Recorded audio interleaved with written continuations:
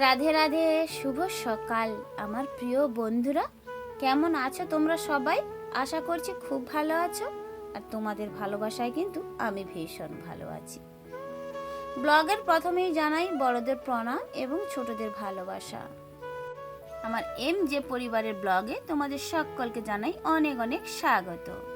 ভিডিওটা যদি তোমাদের কোনো অংশে একটু ভালো লেগে থাকে তাহলে একটা লাইক এবং একটা কমেন্ট করতেও যেন ভুলো না। এখন সময় হচ্ছে সকাল 6:10, তবে দিনটা হচ্ছে শুক্রবার। আর এই যে ঘুম থেকে উঠে পড়ে কিন্তু হাতে ঝাড়ু নিয়ে নিয়েছি। আসলে কি বলতো, একদম সকালবেলা বাড়ির বড়রা যদি বাড়ি থেকে বেরিয়ে যায় তো তার আগে কিন্তু ছড়া ঝাড়টা ফেলে দিতে হয়।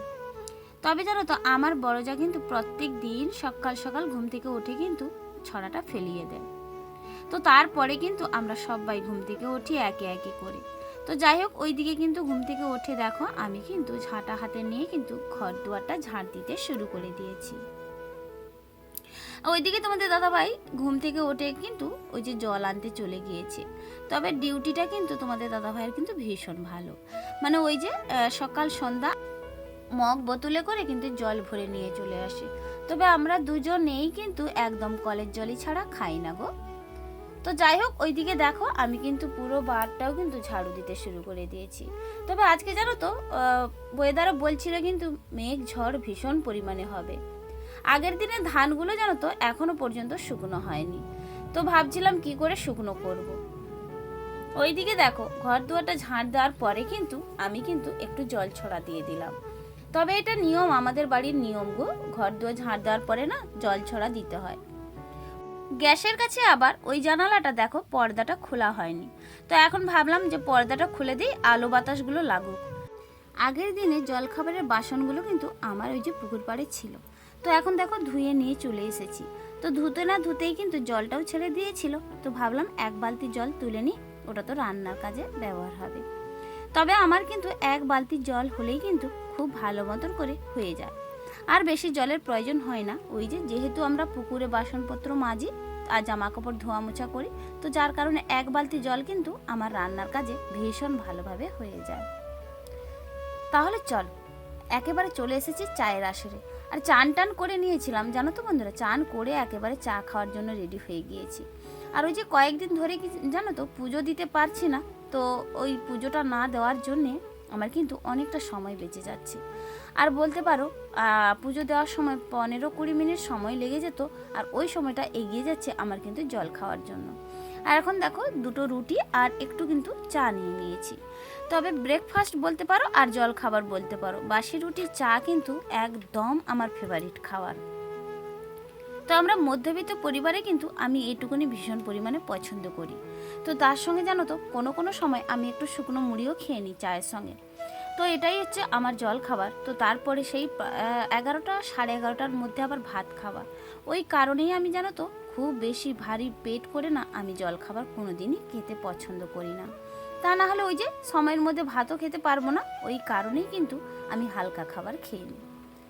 তাহলে চল এখন দেখো চলে এসেছি রান্না করব। তবে কি রান্না করব ভেবে ভেবে মাথাটা গুলিয়ে যাচ্ছে। ওইদিকে জানো তো আগের দিন তোমাদের দাদাভাই কিছু বিচাগলা এনেছিল। তো জানো তো ওই বিচাগলা দিয়ে ছেচকি খেতে তোমার দাদাভাইয়ের ভীষণ পছন্দ। তবে আমার খুব একটা পছন্দের না হলেও আমি কিন্তু তোমাদের দাদাভাইয়ের জন্য করেই অবশ্যই দিই। আগের দিনের ভিডিওতে যে সকল বন্ধুরা আমায় সুন্দর সুন্দর কমেন্ট করেছো তাদের একটু নামগুলো নিয়ে নিই। রাজলক্ষ্মী সামন্ত আইডি থেকে কোনো একজন দিদিভাই আমায় কমেন্ট করেছো, আজ প্রথম তোমার ভিডিও দেখলাম, খুব ভালো লাগলো।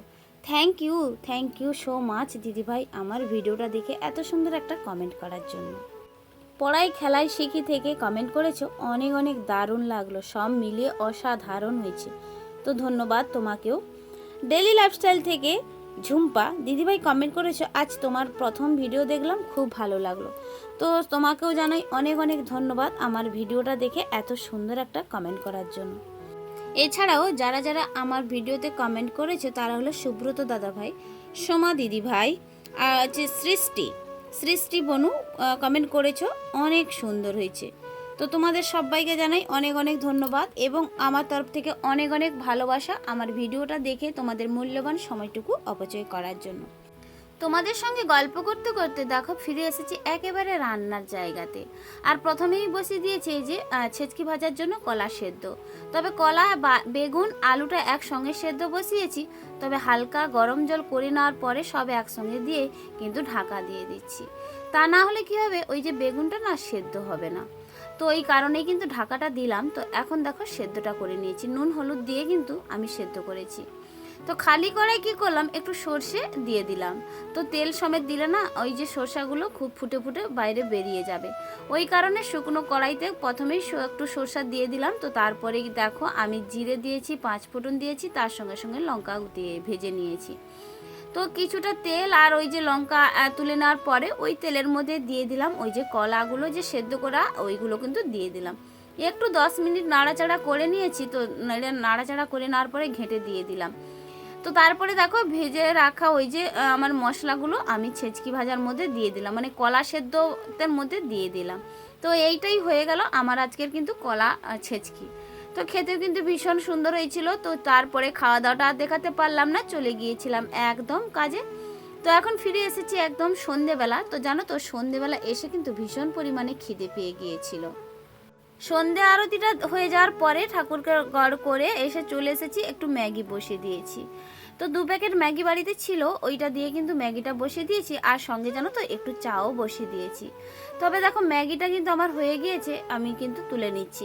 আর আমি কিন্তু একা খাবো না গো, ওই যে বাচ্চা মেয়েটা যে আমার পাশে থাকে, ওকে ছাড়া কিন্তু আমার পেটে কোনো জিনিসই ওঠে না। তো ও যেহেতু ওখানে পড়তে বসে গিয়েছে, যার কারণে ওকে আর ডাকলাম না, আমি কিন্তু একার মতো নিয়ে খেতে যাব। তবে ও আসুক, ও এলেই কিন্তু ওকে আবার ম্যাগিটা দিয়ে দেব। ততক্ষণ পর্যন্ত কিন্তু আমার যে খিদেটা পাচ্ছিল, আমি খিদেটা কিন্তু মিটিয়ে নিই। তো চলো ওইদিকে দেখো পাখাটা চালিয়ে এখন কিন্তু ম্যাগি এবং চাটা খেতে বসে পড়েছি। তবে জানো তো ম্যাগি কিন্তু এইভাবে খাওয়ার থেকে আমার কিন্তু এই যে সবজি কিন্তু ভেজে ম্যাগি তৈরি করে খাওয়াটা আমার ভীষণ পরিমাণে ভালো লাগে। তো যাই হোক, চাউমিনটা তৈরি করতে পারিনি। চাউমিনটা কিন্তু ভীষণ পরিমাণে সময় লাগে, ম্যাগিটা কিন্তু 2 মিনিটের মধ্যেই ঝটাপট করে তৈরি হয়ে যায়। আর ওই খিদের সময় কিন্তু ম্যাগিটাই কিন্তু আমি করে বেশিরভাগ দিন খেয়ে নিই।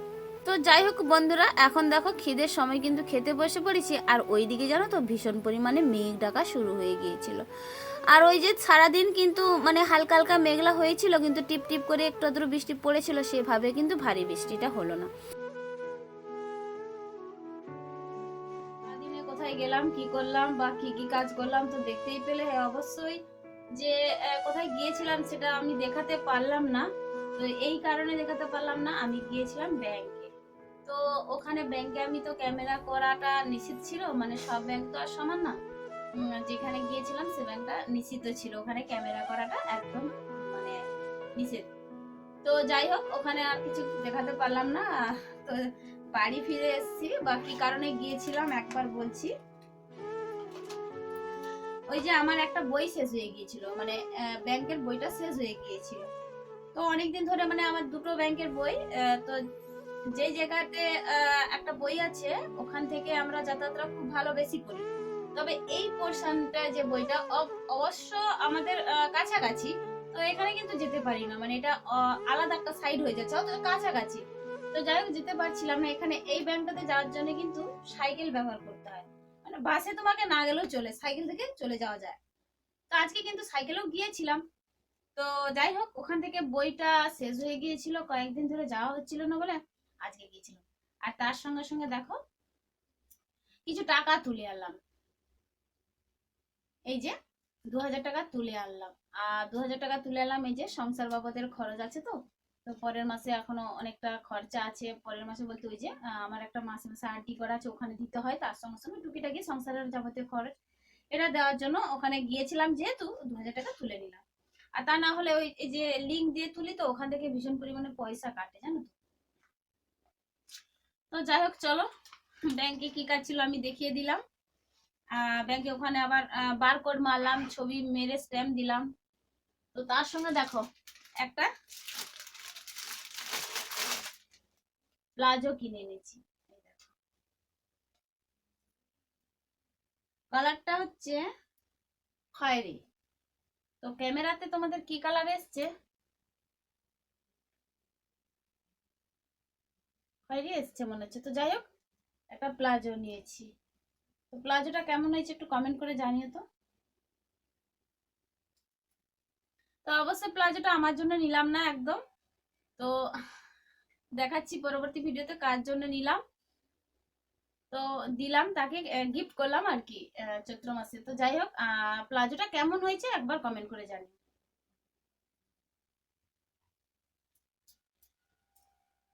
তাহলে চলো বন্ধুরা, আজকের ভিডিওটা তোমাদের কেমন লাগলো একটু কমেন্ট করে জানিও। ভিডিওটা যদি একটু কোনো অংশ ভালো লেগে থাকে তাহলে বেশি বেশি করে একটু কমেন্ট করে দিও। আর আজকের মতো ভিডিও থেকে আমি সমাপ্ত নিয়ে নিচ্ছি, ফিরে আসছি নতুন একটা দিনে নতুন একটা ভিডিও নিয়ে। ততক্ষণ তোমরা সুস্থ থেকো, ভালো থেকো, আর এইভাবেই কিন্তু আমার পাশে থেকো সারাটা জীবন। চলো টাটা, রাধে রাধে।